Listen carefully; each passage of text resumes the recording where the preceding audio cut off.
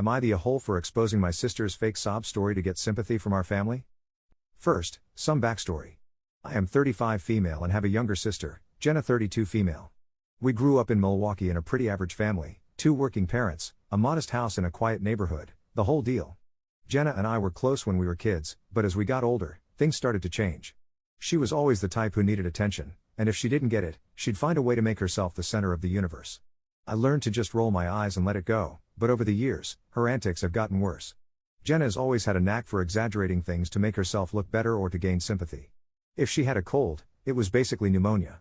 If she had a disagreement at work, it was because her boss hated her for no reason. You get the picture. For the most part, the family humored her because, well, that's Jenna. But what happened recently crossed a line, and now I'm questioning everything.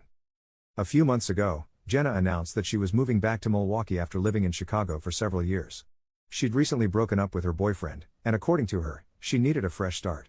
At first, I was genuinely happy to have her closer. She moved into a small apartment downtown and seemed to be doing okay. She said she was freelancing as a graphic designer, and while money was tight, she claimed she was managing. But then, out of nowhere, she started sharing this sob story with the family. According to Jenna, her ex-boyfriend, Matt, had been emotionally abusive.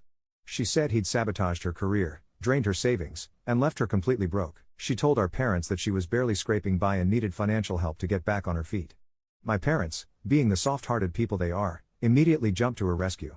They started sending her money every month to help with rent and groceries. My mom even offered to co-sign a loan for her to buy a new car since Jenna claimed Matt had taken hers when they split. At first, I felt bad for Jenna. If everything she said was true, then of course she deserved support.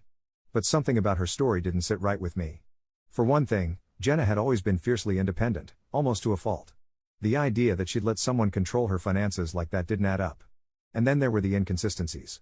One minute she'd say Matt had maxed out her credit cards, and the next she'd talk about how she'd paid off all her debt before the breakup. It just didn't make sense. I decided to dig a little deeper. I know, maybe I should have just let it go. But something in my gut told me there was more to the story. So, I reached out to one of Jenna's old friends from Chicago, Lisa, who I'd met a few times at family events. "Hey," I said when Lisa picked up. "This is probably a weird question, but can I ask you about Jenna?" Lisa sounded surprised. "Sure. What's going on?" I explained the situation, Jenna's claims about Matt, her financial struggles, all of it. There was a long pause before Lisa spoke. "Mia, I don't know what Jenna's been telling you, but none of that is true," she said. "She and Matt broke up because she cheated on him with one of his coworkers. And as far as her being broke, she left Chicago with a pretty big severance package from her old job. She wasn't fired, she quit." I was stunned. "Wait, are you serious?" "Dead serious," Lisa replied. "Look, I don't want to get in the middle of family drama, but you should know that Jenna has a habit of twisting the truth."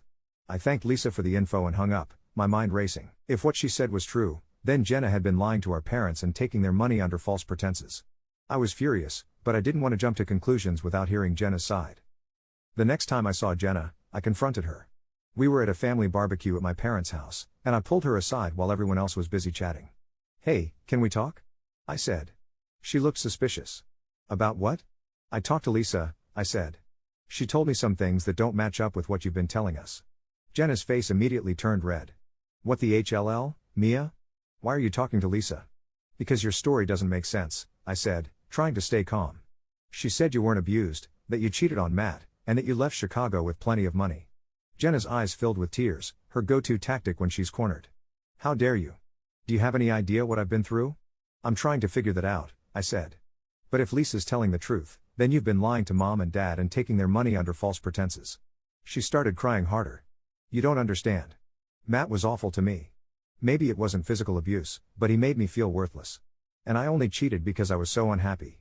I shook my head. "That doesn't excuse lying to everyone and taking money you don't need." Jenna stormed off, and for the rest of the day, she wouldn't look at me. That night, I decided I couldn't keep quiet anymore.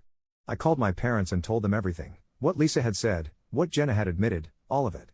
My mom was devastated. "I can't believe she'd lie to us like that," she said, her voice shaking. My dad was angrier. "That's it," he said. "No more money. She needs to take responsibility for her own life." When Jenna found out that I'd told them, she lost it. She called me screaming, accusing me of ruining her life and turning our parents against her. "You've always been jealous of me," she yelled. "You just can't stand that they care about me more than you." I hung up on her, shaking with anger. "Jealous? Of what?" Her lies? Her constant need for attention? Give me a break. Since then, the family has been completely divided.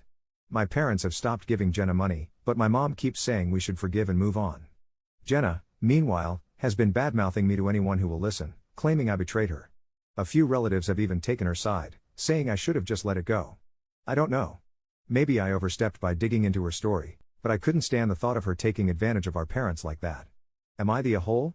Should I have stayed out of it, or was I right to expose her lies? I'm genuinely torn.